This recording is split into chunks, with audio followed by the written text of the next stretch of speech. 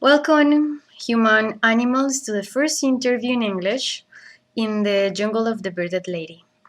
Today, we will be speaking with Bo Earle, a romantic romanticist, professor in the English department at the University of British Columbia in Canada, where he teaches classes such as eco-criticism, romantic period literature, among others. Bo is an animal lover, an avid rock climber, cyclist, and baker of the best ginger cookies.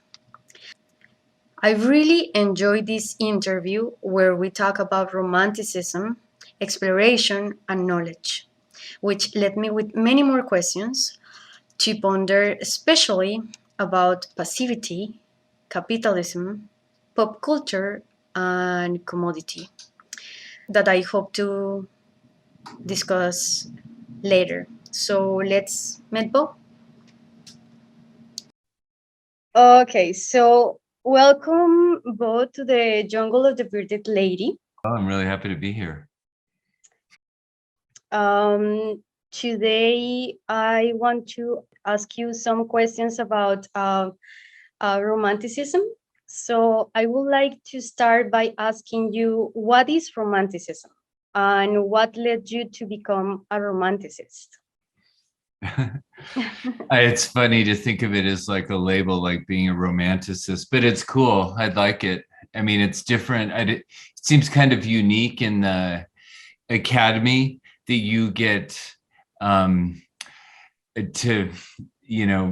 take your name for, romanticism isn't like sociology. But I get to call myself a romanticist. Romanticism is a cultural movement. It's like, I find myself comparing it to, like pop cultural movements. In a lot of ways, it's like the beginning of pop culture. By Lord Byron, it's kind of like the first rock star, Jane Austen, the Mary Shelley's Frankenstein, these kind of iconic works of popular culture for the modern world were invented. That's what romanticism is. It's like the invention of this whole genre of artwork. And I would say it's characterized on the one hand, romantic, just what you understand by the word. It's has to do with passion, individual expression, rebellion. But what's unique about it, and what's, I think,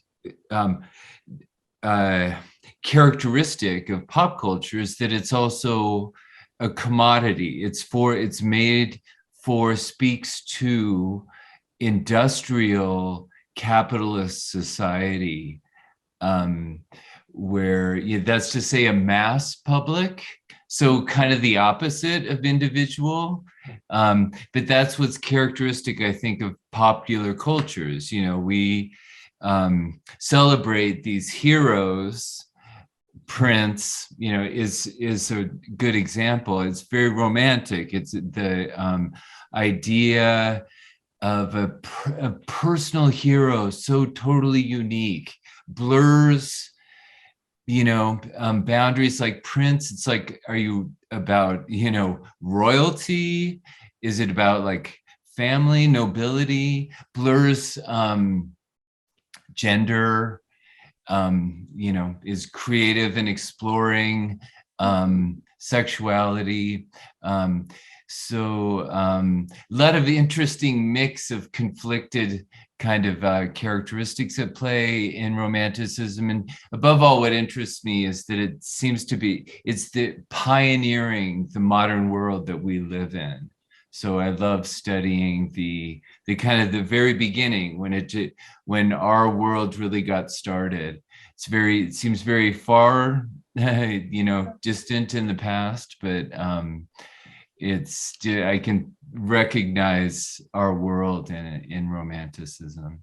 Okay. Now that you mentioned heroes, Can you talk about the figure of the explorer in romantic literature?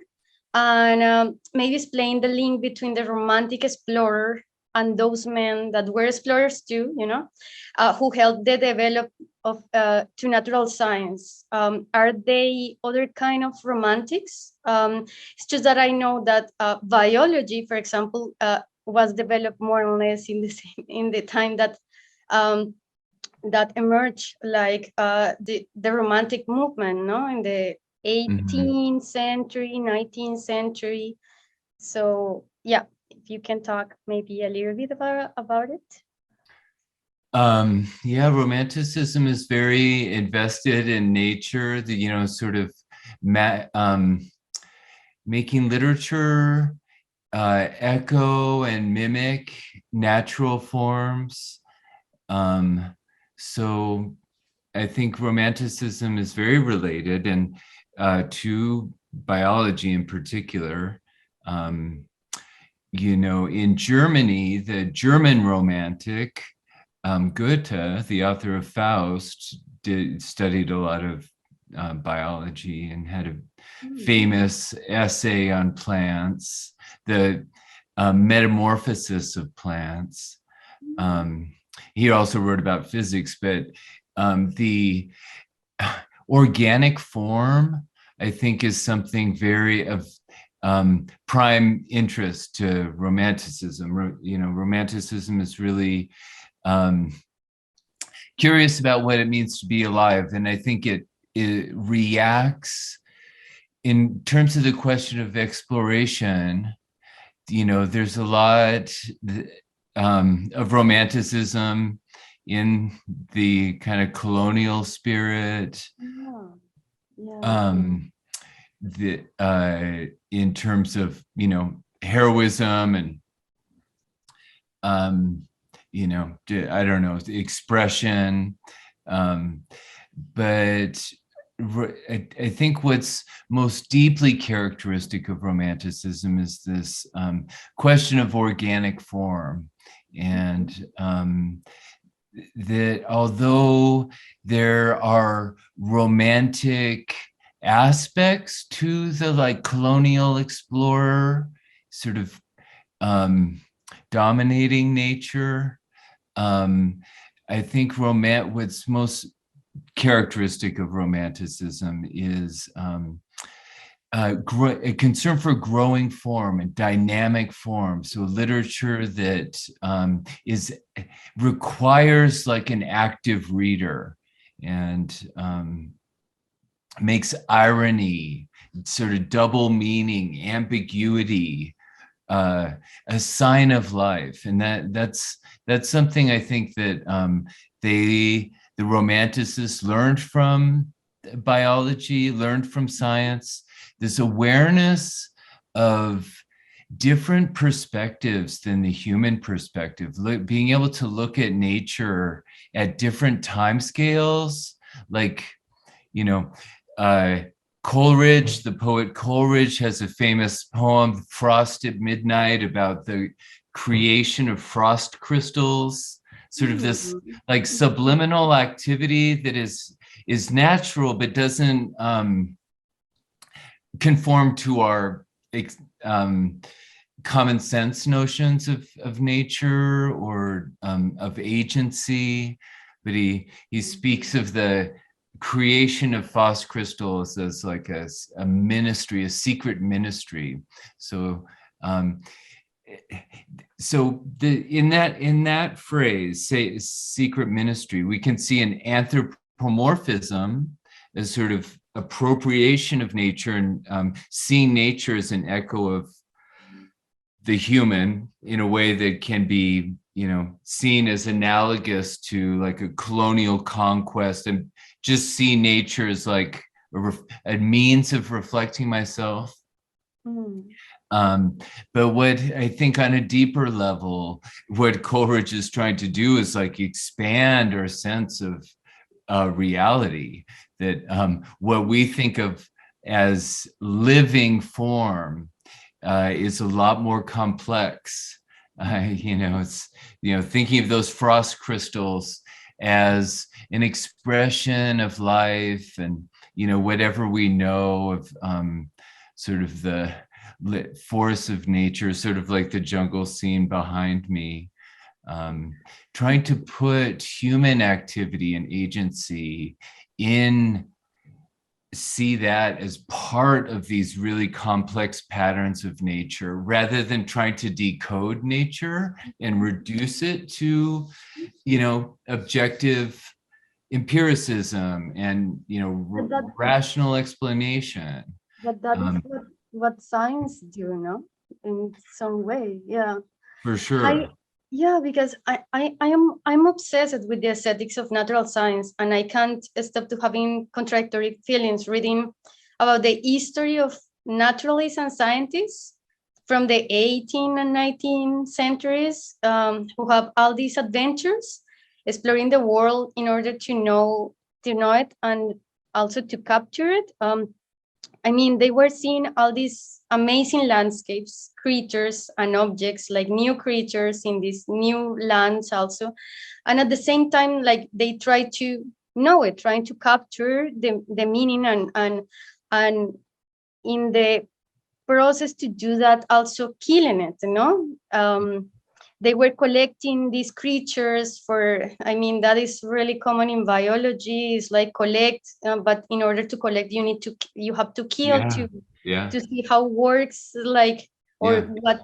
what difference, I don't know if it is correct in English, but differentiate like Yeah. the species.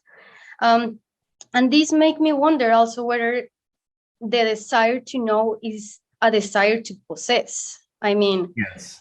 I wonder which is the connection between those feelings, the wonder and the desire. Maybe you can talk about it. Yeah. That reminds me of the line of a Wordsworth poem called The Tables Turned, where he says, "We murder to dissect." So Oh, in order to understand, we have to kill. yeah, Um, and I think, I think that's a deep part of like objective knowledge, is that we want to understand what the world is. And in order to do that, we have to make it stop. We do have to kill it. We have to, yeah, isolate it from the environment. And that basically means isolate it from life. yeah, Um, and yeah, I mean, I think the romantics became aware of that morbid tendency, because, at the same time, uh, there was industrialism, as imperialism. So the effects of this kind of mentality of ownership. And this goes back to maybe the original romantic in history, Jean-Jacques Rousseau, who said, that the civilization began with the first person who said, "This is mine," pointed at the land and said, "This is mine," and found other people to believe him. But that's a part of the history of writing, writing things down. So it's like, it doesn't change. It's like the truth is recorded in a book, and and so you make the world obey this book, or this unchanged writing. mhm, That's a very deadly ideology, that we're still living with, insofar as we live with, the law, objective, a kind of belief in the objective, unchanging truth of things as a kind of being. yeah. Um, And all that leads us to the last question. What is the relation between the explorer spirit, the adventurer, and capitalism? Because I mean, I'm thinking about how all these explorations happen in a moment in which the trade in the world was consolidated under a specific economical system, right? I mean, just more or less a little before the Romanticism emerged, was the Industrial Revolution. Yeah, I think what the Romantics wanted to do or explored, what they were exploring was a different experience of time than this objectifying time that I was talking about. Like that what something is I can hold on to it. It doesn't change. It's fixed. I can define it and write it down. Um, the Romantics were exploring becoming, what it means to be in a dynamic, a reality defined by change and interaction, relationship. Um, and uh, not necessarily activity, but passivity, being passive related to the environment. In in Um, in which sense passive? recognizing that my experience, you know, we grow up with this ideology of ownership, and I am the one that asserts myself on the world, and I make these claims of ownership and action. um, but the poet William Wordsworth again, was interested in an idea that when we perceive the world, we half create and half receive what our what what we experience as reality. This, what he called wise passivity, an ability to it's about recognizing your awareness of the world as creative, you know, like but you're being creative in just what you pay attention to in the world, rather than only through how you control and dominate the world. Maybe that it actually isn't very creative or expressive, because you're just sort of taking the world as prepackaged in terms of this ideology. But just recognizing the Romantics celebrate idleness, passivity, letting the world happen, and recognizing how much creativity there is in that, and expression in noticing how you perceive the world in a non-destructive way. Yeah, that is interesting because I was thinking the opposite actually. I was thinking that in some way the romantics like react actively um to try to capture the more or less like capture the poetry of the world, you know, Yeah. and but also, I mean, I think that exactly that is doing the romantic science. Well, romantic science, I'm describing in that way. It's like biology is also like trying to capture the life, but in the process, I mean, it's like other, but like killing it, as you say at the beginning, with the differentiation in between these two kinds of explorers. But yeah, I don't know. I was thinking other Yeah, things. I mean, I think I understand what you're saying about activity, and I think the Romantics are very interested in like expression and self-assertion, but they want to take that in a deeper and broader sense, where the recognizing that just how we perceive the world, we don't need to, I mean, there's something in a way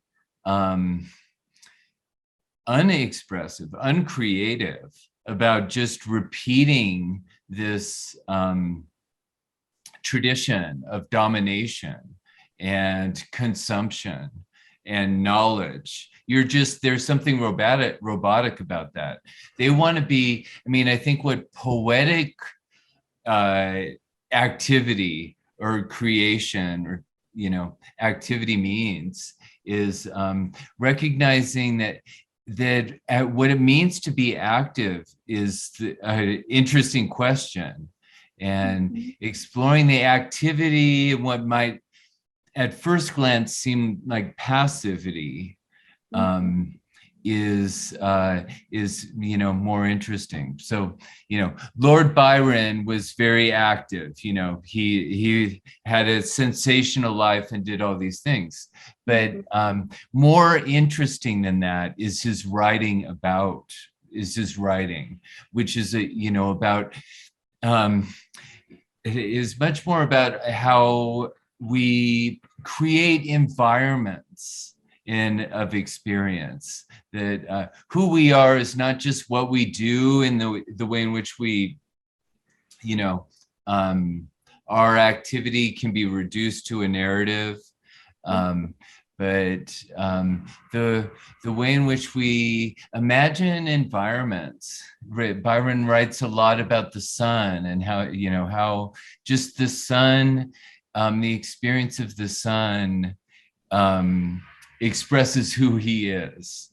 He finds himself in the experience of the sun or the experience of the night. There's something much richer in creatively exploring how the world happens to you, how you receive the world, rather than just doing things to the world in a way that's kind of childish, right? Yeah, yeah. Okay. Well, Bo, thank you. Thank you so much. I really enjoyed to hear you. Oh, thanks for asking me to talk. I'm flattered. It was